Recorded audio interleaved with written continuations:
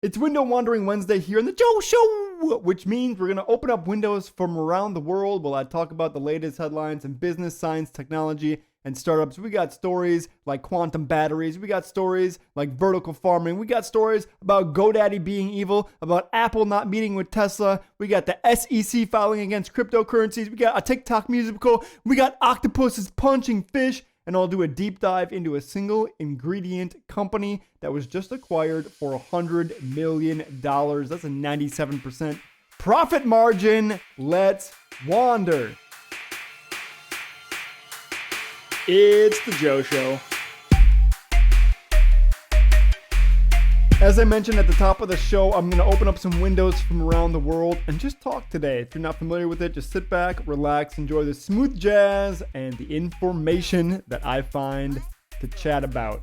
Here we are at our first window. It's out of Hawaii. It's beautiful outside. We got cloudy skies and rolling green hills to talk about. Today's deep dive into a single ingredient product that was just acquired, or at least a company using this ingredient was just acquired for $100 million.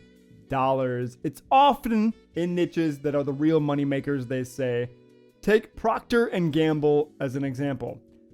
A whopping 22% of revenue comes from their fabric care revenue stream. Oof, felt like I had to burp. That's laundry detergent. They call it fabric care. How cute.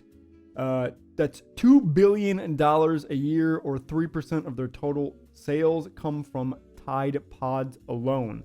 That's a big market. I'm sure a lot of us still use Tide Pods in our laundry. At least I use pods in my washer. In my dishing washer. Oh my God. In my dishwasher, I use pods. But they're talking about laundry pods from Tide. It's a company in the US. In fact, fabric care is an incredibly profitable business to get into. A best-selling bleach alternative, for example, I'm not sure which one, is just a single ingredient.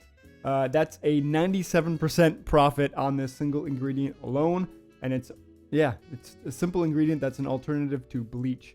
Here's the best part is that if you're an entrepreneur out there, you can participate apparently in this niche with relatively little expense. There is all sorts of things that you can do to just jump into this and get started immediately. I'm not sure what this single ingredient is, but I'm sure with a very quick Google search, you could figure it out.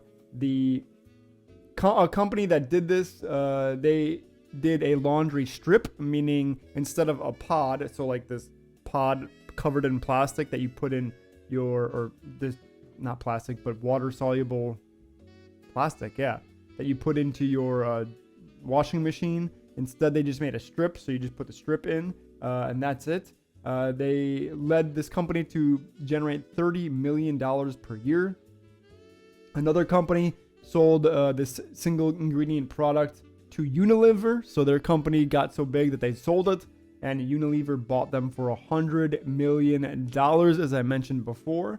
And there's a bunch of strategies apparently online that you can copy and get started today. If you are entering into it, it's probably going to be now at this point a rather competitive market, and you're going to need to stand out. So you will have to be very good with marketing and branding. You'll probably have to niche it even more, like that one company did with a laundry strip. You might have to come up with some sort of other thing, like a laundry rag. Maybe the rag is coated and you put it in your laundry and then you have a rag afterwards. I don't know what it could be. Laundry strip was pretty good marketing. You could make a laundry bomb where you put it in your laundry, and you can have them imagine like it is kind of like a bath bomb, like exploding with color or something. Well, not color, because you don't want to color your laundry, but exploding with detergent. So you could call it a laundry bomb. I guess that's another way you could do it. Or you could even take, after the lesson from, I think the brand is called, it's a water brand that used marketing towards death metal listeners. So they called it like hard water or something, or metal water. And death water? Was it death water? What did they call it? Damn it, I'm going to have to look this up real quick. Death water. No, liquid death. That's what they call it. Liquid death, not death water. Liquid death. And it looks like a beer can, but it's just filled with water. And then they have a sparkling variant that has sparkling water in it. And they just niched really hard. And they're like, yo, if you love rock and roll, if you love metal, if you love the most metal shit on the planet, drink this liquid death water and murder your thirst. And they got super popular in this vertical just by advertising to rock and roll people. And now it is a huge brand. And I think there's also like people that were fleeting rock enthusiasts that just thought it was a cool brand. Water in a can that called Liquid Death. Like, I mean, that just sounds pretty rad anyways. I don't think you have to be into death metal to like some Liquid Death mountain water. Murder your thirst. So you could take after that and you can make like a, I don't know, killer laundry or murder laundry, like murder your laundry. No one likes doing your laundry, or doing their laundry. So if you just like bring, I don't know, murder into it, it sounds more badass and fun. Like, yeah, murder my laundry. I've killed that shit. Murdered that laundry, man. Not coming back. Not coming back from the land of clean. Though then you do have to worry about bloodstains on your laundry if you do murder it. So, I mean, I don't know which way you want to go, but that is an idea. So that's the vertical. 22% of revenue for Procter & Gamble comes from this fabric care. Fabric care in general is a huge topic. You could just not do laundry. You could also do like making your clothes smell nicer or having no wrinkles in it. Like there's a bunch of different places you could take it to build an even bigger brand, a bigger powerhouse. But that's it. You got Tide Pods, laundry strips, laundry bombs, murder your laundry. If you want to take that and run with it, let me know. Get your laundry murdered. Hope you enjoyed that deep dive. If you did enjoy that deep dive, it was brought to you in part by a newsletter that I subscribe to called The Hustle. They don't know that I'm giving them a shout out, but I can give them a shout out from me to them. The Hustle, check it out. But let's get to some other stories today, and we'll open up another window. And if you want to, like I said, if you want to get into death laundry, let me know, and we can partner up. Next window is a beautiful beach scene from Australia. Looks like the camera might be a little dirty too. Absolutely gorgeous beach scene. What a great window to talk about Apple refusing to meet with Tesla. We all know that Apple is a big dog, and they apparently refused to meet with Tesla 3 years ago when Elon Musk was struggling with the company. So Elon Musk attempted to sell Tesla to Apple during the Model 3 rollout in 2017. And at this point, Tesla was on the verge of collapse. I believe they were doing really bad with their manufacturing. They weren't managing their finances well. It was too big of an endeavor for Elon to handle. And CEO Tim Cook of Apple refused a meeting with Musk to discuss a deal of acquiring the company. Tesla has gone on to become one of the most valuable automakers on the planet, and Apple has recently announced its interest in developing an electric autonomous car for general consumers.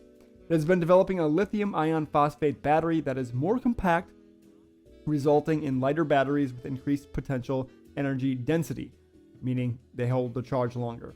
Tesla is already making an iron phosphate battery in some cars it is making in China. Apple and Tesla have swapped a lot of talent apparently over the last decade.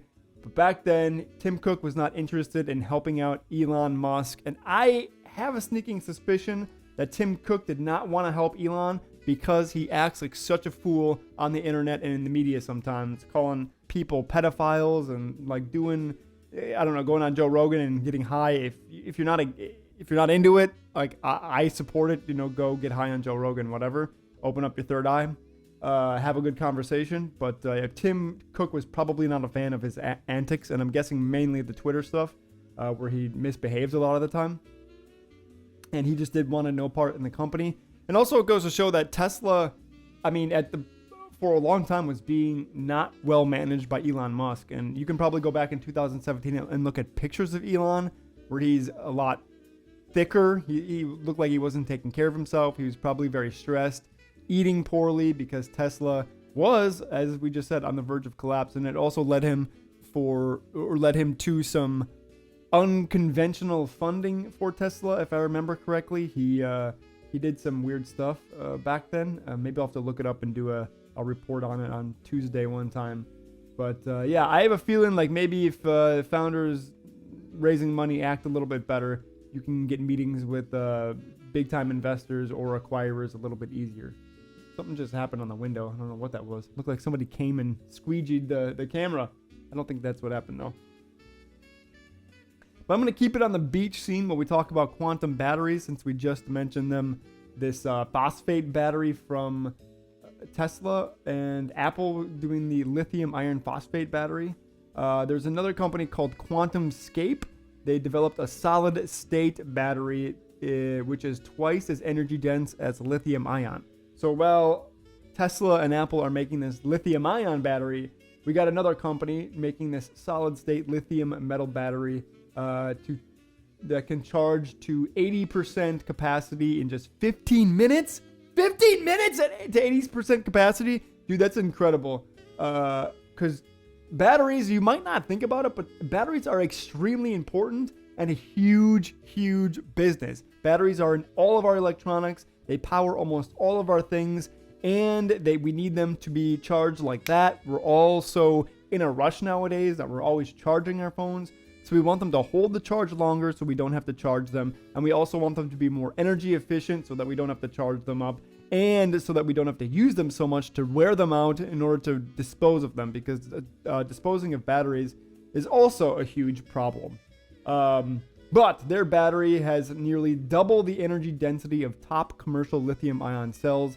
And it retains more than 80% of its capacity after 800 cycles. Which means that if you charge every time you charge it up to like 80%, a battery, plug it in and charge it up to 80%, they consider that one cycle where it dispersed its power and then got recharged as one cycle. And also it doesn't set on fire, so even if there's a problem with it, I guess it doesn't explode, which some lithium ion batteries, see Samsung, their Galaxy phone, as an example of problems. The increased energy density makes it possible to create electric vehicles with similar ranges as gasoline-powered cars. It may even be possible to use the batteries to power electric aircrafts. QuantumScape has more than $1 billion in funds currently to take the technology through to production, with $300 million of that coming from Volkswagen, who plans to start using the batteries in their cars by 2025. And if they can, I mean, that'll give Tesla a big run for its money if they can get a similar efficiency to a gas-powered vehicle. So that's QuantumScape with their new solid-state battery. If you want to look it up, I'll link to these stories in the description below the video. Let's leave Australia. It's been lovely, a little bit shaky, and kind of weird with the squeegee, whatever that was. But let's go somewhere else. We got Westfield, Indiana, and I've actually seen this window before. If you go back and check it out, I think 3 weeks ago we were at this window. I remember it because of the bird feeder, but let's move on to Hyderabad, India. We got a rainy day in Hyderabad, definitely looking out of a window, and somebody's moving it around. I will say that the leaves in the Hyderabad looking extremely green. So green. I can't handle these hand-operated cameras, though. Kansas City, Missouri, also a rainy day, but this one is vibrating. Like, what is with all these non-stable cameras? Put it on a tripod and place it on the ground.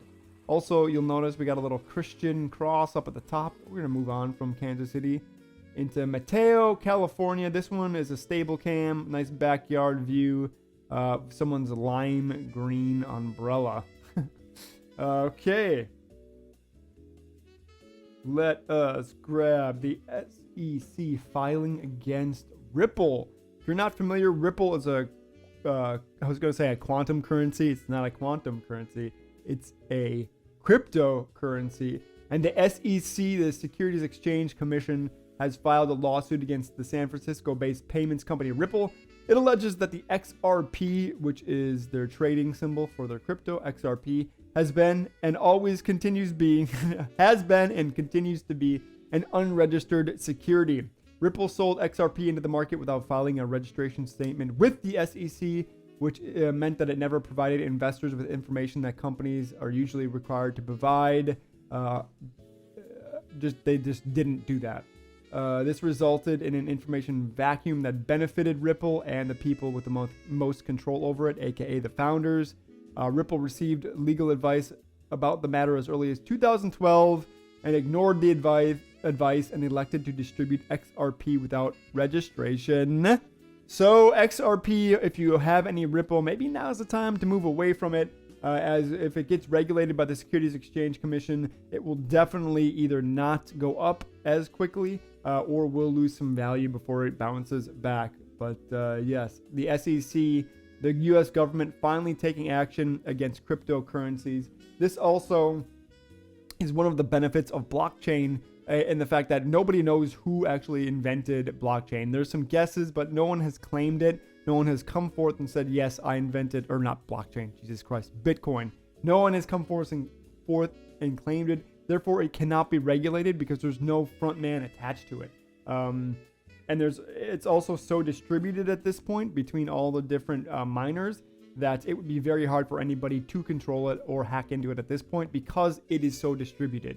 One thing about blockchain that really bothers me in the way that people talk about it is that for it to be not hackable and to be not influenceable through a 51% attack, which means you hack 51% of the servers hosting any blockchain, for example, Bitcoin.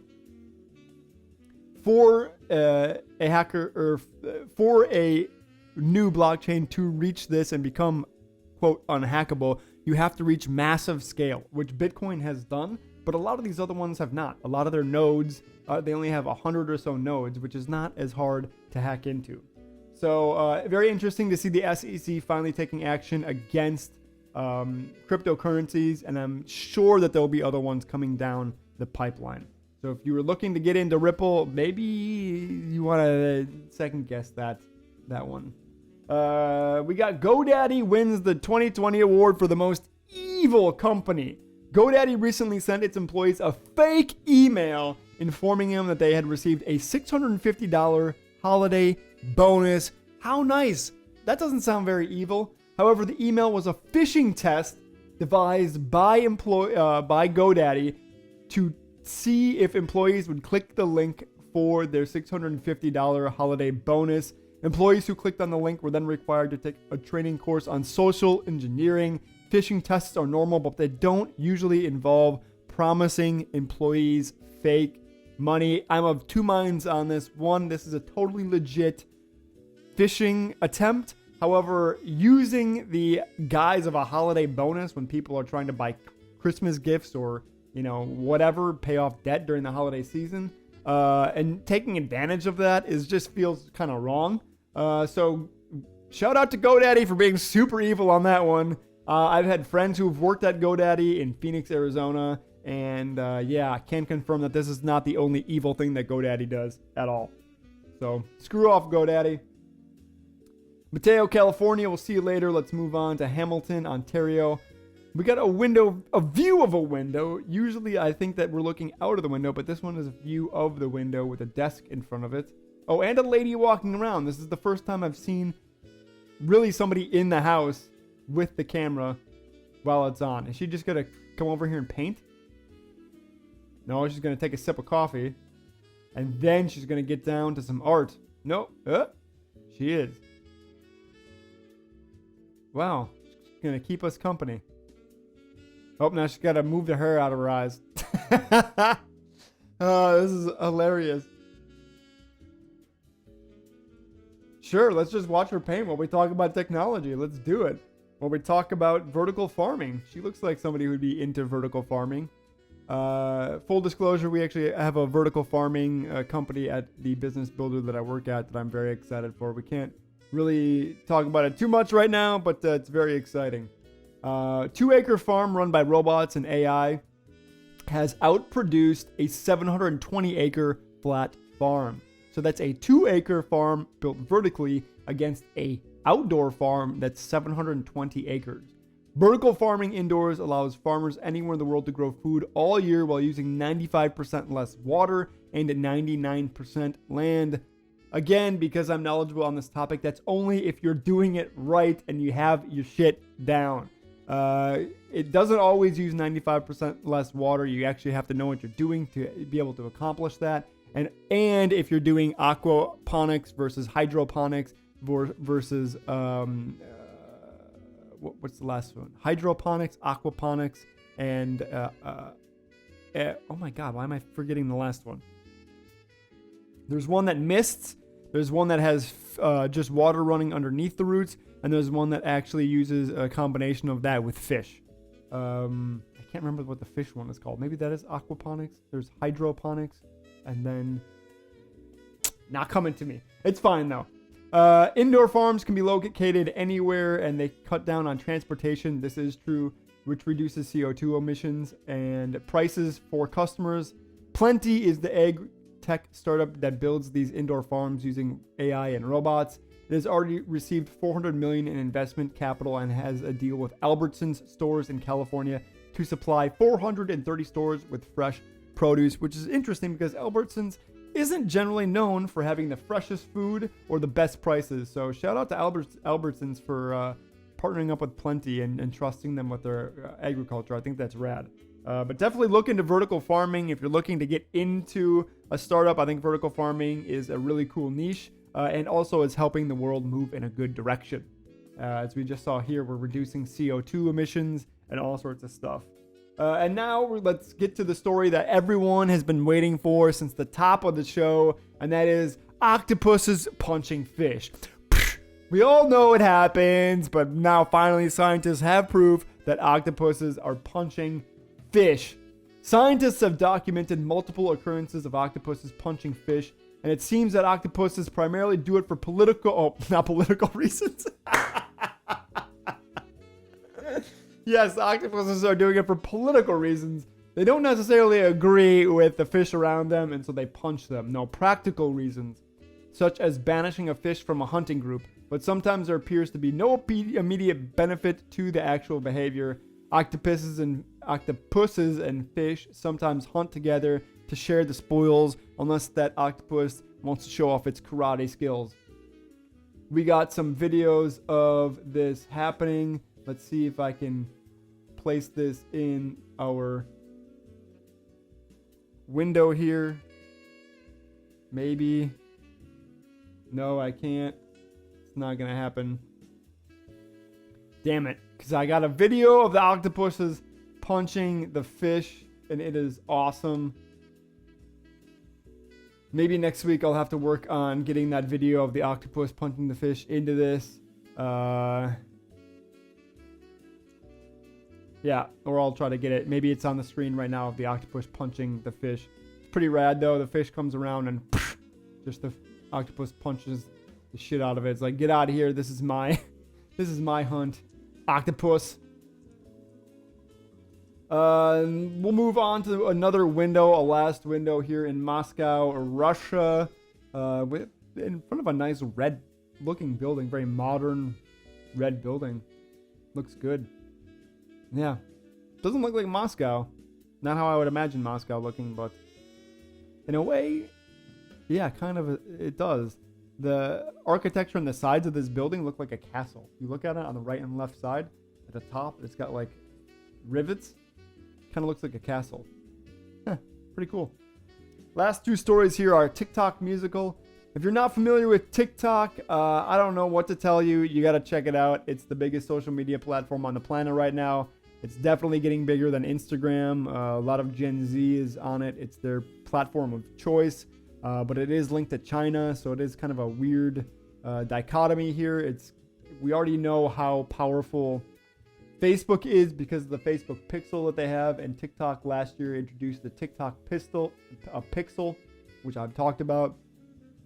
And the difference here is that TikTok, I believe, is on track to surpass Facebook's and Instagram's usability, and their information is not hosted in the best place. It's hosted in China, and the Chinese government likes to step in and kind of assert their force. So I haven't used it because I don't know what and how this link to China is going, and I don't know. It seems like a big propaganda machine, and we already have a huge problem with propaganda here in the United States, and I can't imagine that it won't happen with TikTok as well, even though I think that TikTok is trying really hard for it to not happen. Anyways, there is a Disney movie called Ratatouille, and Ratatouille, the TikTok musical, is apparently happening one night on TikTok If you want to check it out, it will have a lineup of Broadway's biggest names for its January 1st streaming performance. The performance is based on Disney Pixar's 2007 movie Ratatouille, and it will feature songs based on the film. It will stream via Today Tix, I don't know what that is, on January 1st at 7 p.m., after which it will be available for 72 hours for anybody to view. Ticket prices range from $5 to $50. I wonder what that comes with. So now they have some sort of VIP service inside of these virtual apps. Because, I mean, usually VIP sections are like away from the crowd. You get extra food, you get extra drinks, you get private peeing area. But I'm not sure what actual $50 gets you in this one. Very interesting. I would actually be kind of fascinated to find out what that is about. If you want to check it out, Ratatouille, TikTok musical. I think this is really interesting that TikTok is embracing, obviously, the musical performances. That's a huge part of TikTok and a huge niche on TikTok. The whole thing started with music and adding music to video.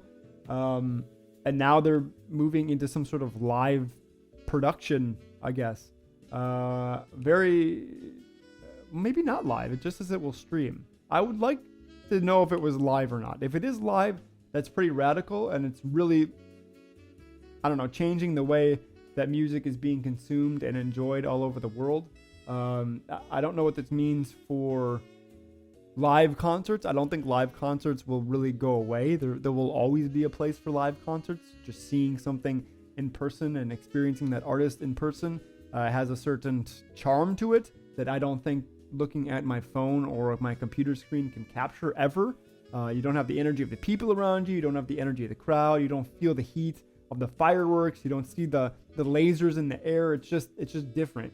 So maybe this is just an added value or another sort of avenue for performers to make money. It's very interesting though. Check it out. One night only.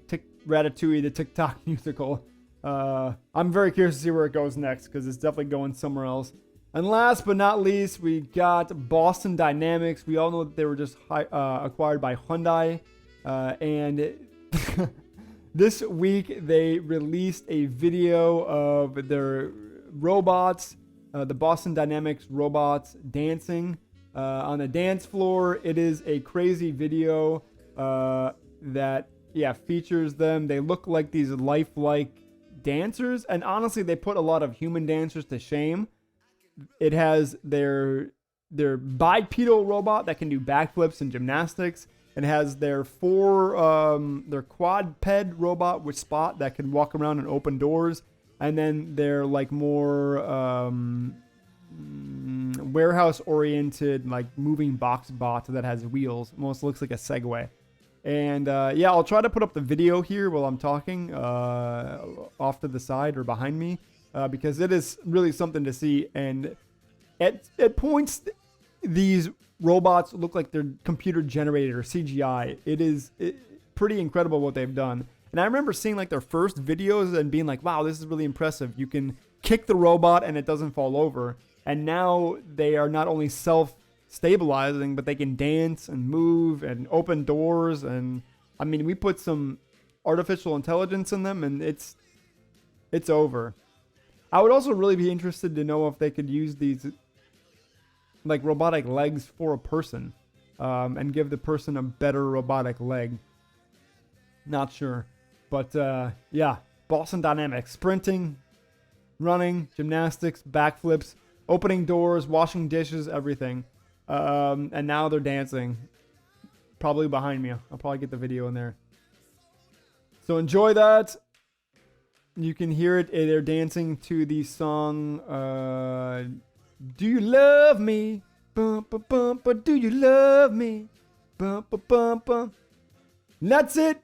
That's been today's Window Wandering Wednesday show. If you like my content, hit that subscribe button and mash that bell to get a notification every time I upload a new video. Tell a friend about this and let me know what you like about the show or what you found interesting. I want to do more community shout outs, but like I don't have anyone to shout out and interact with at the moment. So I want to build a dope ass community, but I need your help to do that. And this is at the end of the video where no one watches it, so maybe I should say it up front. But yeah, I want you guys to help me build this community so that we can all, I don't know, have cool discussions, talk about dope shit, about the, I don't know, business, startups, technology, science, dubstep, music, just like video games, cool stuff, all the nonsense that I'm interested in. Would love to build a small community around it, the GoGo community. It's something that I am working on the side, making this YouTube channel a little bit different and making it into more of an aggregator. So stick around with me while I do that. I might be asking for some other voices to start appearing in my videos and on my channel. So until then, I hope you wander somewhere cool. I hope you look up some dope technology. I hope you learn something good. Look out a nice window and have a great day, because you know it. I love you.